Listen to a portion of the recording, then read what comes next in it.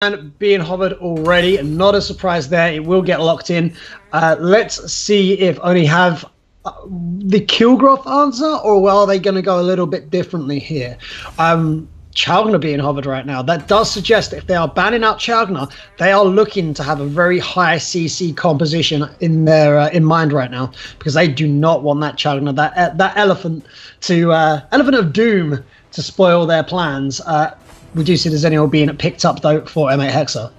The very beginning in NA, Chognar was banned. He was actually the priority ban, so it doesn't surprise me that they finally decided to pick it out here. Of course, we talked about which was priority and whatnot. Chognar is also another one of those underrated supports where he comes from behind, and then you're just like, what is happening? And he's just CCing you. He starts coming up to you and just spurting your face, and then you're like, well, what's going on? And then it's over. So the fact that they chose to ban that, they have a plan going out into this. And as we can see the picks, we've got the Zenio and Malik and Teamy all piled on one side, which already we've seen that before, and that's already extremely dangerous. They are looking to set up for those early engages, I would hope. But of course, let's not leave out Oni here on this side. They've got the Arthur. Arduin coming out again. It's great to see him back on there. And Maganga. I do not think we've seen a Maganga this series so far. We haven't, but OniOneesama. Yeah, I tried it. Picking up the Maganga and the Thane here. Maganga recently received buffs in a recent patch and has fallen, has definitely risen in the meta, and was in fact played over in E3 only as late as last night, actually in the European Championships there. So it just goes to show how prevalent Maganga has become in the current meta. The answer, of course, coming out from M8HEXA with the Kali and the Lindis to the Violet pickup of Oni here. Although they are flicking through their marksman, and it looks like they might actually go for the Valheim to lock in and go alongside the rest of their team. And we talked about why there might be a Chalgner ban, and the answer is CC. If we look at that Oni side, that is a lot of CC, a lot of dive potential, and a lot of damage coming out from them. But that is an extremely meta comp coming out from M8HEXA. Yeah, we're looking at M8, and M8's coming out really strong for who they picked. We've talked about the Lindis jungle earlier. We did see that game where they did have one, but the Lindis didn't shine as much. So be curious to see if she actually goes through with this. But already, if we're talking about invading, for sure, M8 has that huge advantage if Teamy wants to take advantage, depending how he wants. But I feel like when there's a Teamy on the team, you play off the Teamy most times, especially at the beginning of the game. You let him decide, hey, should we do this? Should we do that? And looking at their team comp, as much as CC as they have on Oni's side, it could be tough for them at the beginning to stop into this. And let's, of course, bring Kali in here. Kali and Maganga seem to be a huge pick, especially in NA. They're coming back now. Kali especially. We used to underestimate her a lot, but with the buff she's received, she's really great at holding that lane and preventing you from moving forward. So seeing how she's going to excel against Maganga is going to be a great watch to see. Yeah, I completely agree. Kali, if you take it back one season, you would not have seen her at all. She was completely, she was weak. She was very off meta, and she was an extremely vulnerable target for a lot of these compositions. But she's, fairly recently come into her own, and that ultimate in most scenarios, she, in a defensive capacity, it can really halt a siege on those high ground turrets. But also from an offensive capacity, it's very difficult to defend a tower when you are being shot down from a distance the entire time that you're stood near it. We do have our customary pause here just to allow all the team members to find themselves into game, and so they all start on the same at the same time and same level pegging. These two compositions, like I said, we've got a very meta comp coming out from M8HEXA, and we've got a little bit more of a different game plan, a bit of diversity coming out here for Oni. I really do enjoy seeing these sort of weird and wonderful compositions, especially liking the Arduin pickup, and it's interesting to see them go for that Valheim over the Violet. Now, Violet considered a stronger pick by a lot of people because of her mobility and her high damage output, especially in the early game. Before everyone's even got items, she still does extremely good damage and good poke. But with that Challenger band, with the game plan of CC being at the forefront, they've gone with the Valheim. That could easily come back to bite them in the butt, couldn't it? Yeah, Valheim is very much hated on the NA server, and for the basic reason, he's a champ that everyone has access to, right? However, if you look at it in another way, of rather than him being like a nuisance, and we are going to see the early aggression here coming out. Lindis was going for that red golem, and I did talk about earlier. But going back to Valheim, is I consider him a safe pick. He's the guy if you don't know what to do or you don't know any of the other ADCs to pick, then Valheim is your fallback guy because he has his own stunts, he has the kit, and of course his passive is random. You can't really roll off of that until he gets at least 3 items. But to say the least, I still think it's not as strong as a pick as any other ADC you could get. So we'll be curious. And also, the other thing you have to notice, he is playing middle lane. ADC seem to be playing middle quite a bit in this one for the series. Yeah, it does definitely feel like the SEA meta is more a marksman-based mid laner, or at least put on the same par as many mages, whereas they're preferring the tankier side laners. People like Malok, people like Zenial. Tend to be more in favor. We saw that early invade there, and now Lindis as a jungler. Now Lindis is has a very distinct style of jungle compared to many other junglers. A lot of junglers will make a simple rotation through their jungle, hit level 4, and look for a gank, probably on Dragon Lane. Whereas Lindis players tend to opt for more of a farm-heavy early game, try to get to that mid to late game where Lindis can just chase someone down, consistently damage them, and put them at a disadvantage. We did see Abyssal Dragon there being taken by M8HEXA, and a good amount of damage coming down towards the enemy team. Shock used to great effect. M8HEXA managing to get out of dodge without dying there, as many kills were taken. Thane and Maganga both going down in the process as well. In the top lane, we do see Zenial having to defend against the Ardwin and Arthur, but it's going to be down to Valheim to rotate to this bot to save this bot tower, but that's already very, very low at the early stage, just shy of 3 minutes, and Zenial will be diving in, and that will be a pickup by the Lindis onto the Arthur in the top lane as well. So kills really going in favor now of M8HEXA. You know, and as you were talking about with the Lindis going on the farm heavy there, and we were talking about the rotations as they were running through, they're always keeping aggression here, and you can see Lindis is not giving that up. Arduin is going to go in and try to stop that. You know, he sees that the Lindis is getting fed. He wants to get into their team. He was there to support it.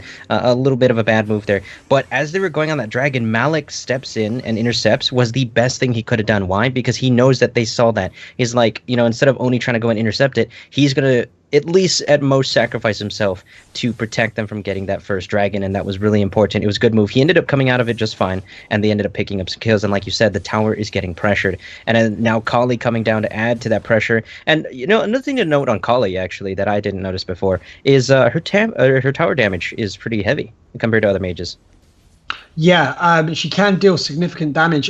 Something that I noticed in the top lane just moments ago is just how low Arthur is managing to keep Zenial. Now, the importance of that is that it's going to really put Zenial in a predicament. If he does Angelic Splendor into a team fight, he's going to be joining them at a very low stage. Good shock comes down in the bot side as another gank executed perfectly by M8HEXA. They are going to allow Maganga to stay alive for the time being, but that will be a kill going over to them regardless, as the rest of Oni do descend on them.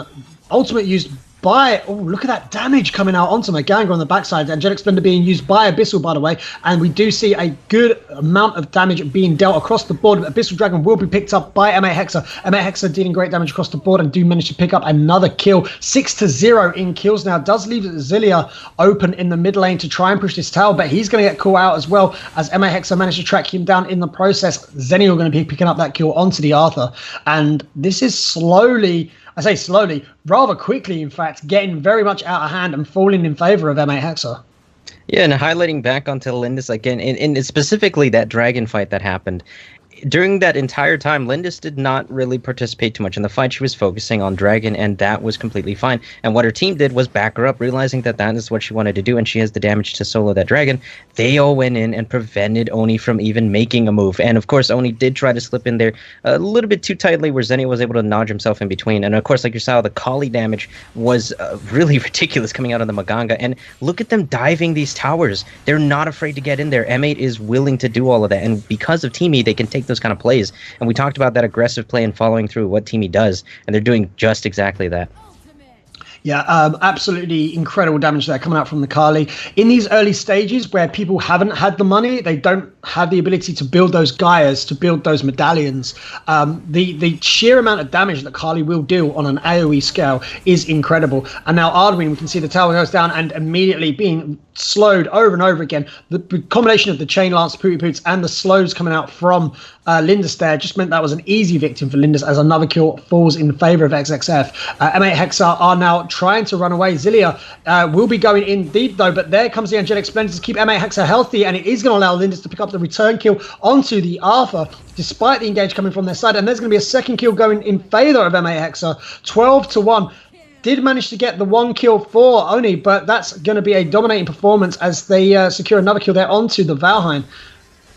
Looking towards the, oh, sorry, carry on. What we're seeing here is we're actually seeing a repeat of the one of the other games that I was going to bring up from a while back, and they're behind right now, and they need to defend. They need a turtle, but as you can see here, they're so focused on trying to get a kill. They're trying to get themselves back on that board that they are running into a situation that it shouldn't be. And of course, right here, jungle is the worst place to run into Lindis because bushes are her best friend, and you can't really hold that down. But right now, in order for Oni to come back from this, they have to play defensively. But again, the communication on the team does not seem to be there. They are going in one by one, or at times it does seem like they're hesitant. Right here in the jungle fight, as you can see, right now they're getting engaged upon. Look how the Oni is moving. They're kind of trying to go around and kite through everything, but they can't decide which way to go. And because of this, they're getting caught out. Malik was able to get into the back line, and as you can see, they're cutting them off one by one.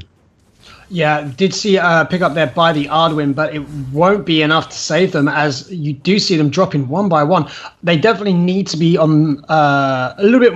We do definitely need to see bad communication coming out from the side of Oni because they have the right idea. They're looking for these team fights, and a lot of time they're taking these team fights when they actually do have a numbers advantage, but their focus is so split, and you have members going towards lane when a team fight breaks out in the jungle that then have to come back into the team fight, and by that point M8HEXA have managed to rally and managed to pull themselves back into a good position. So despite a kill going over there to Arduin, the rest of M8HEXA were in a better position to then capitalize on the situation. 14-2 now in kills as Spirit Sentinel is taken, and we can look at that gold lead, and now we can see that at the 8-minute mark, it's a 10k gold lead to M8HEXA, which is pretty ridiculous to see at this stage in the game. I don't know how well Oni can defend this if they decide to dive, because their dive potential from M8HEXA has been so good, and their dives have been so on point, and they are looking to do it again. Angelic Splendor will come down, and he as Zenial rejoins the team, but that is going to be a kill already going over. Look at that ultimate damage coming out from Kali, and she picks up 1 kill, then 2 kills. Shock now being used just to drive them back. Triple kill, in fact, going over to the Lindis there as they secure another tower and then turn our attention towards this mid-high ground tower with 1 minion there. This is going to be an easy pickup for the side of M8HEXA, and this could be game here if Zilia drops quickly, and he drops quickly as the M8HEXA team make their way towards the base, and will finish it in under 9 minutes at a 19-2 scoreline with with a 13, nearly 14k gold lead at 8 minutes. So again, M8HEXA coming out with the teamwork. They were completely in sync with each other. They knew what the moves were.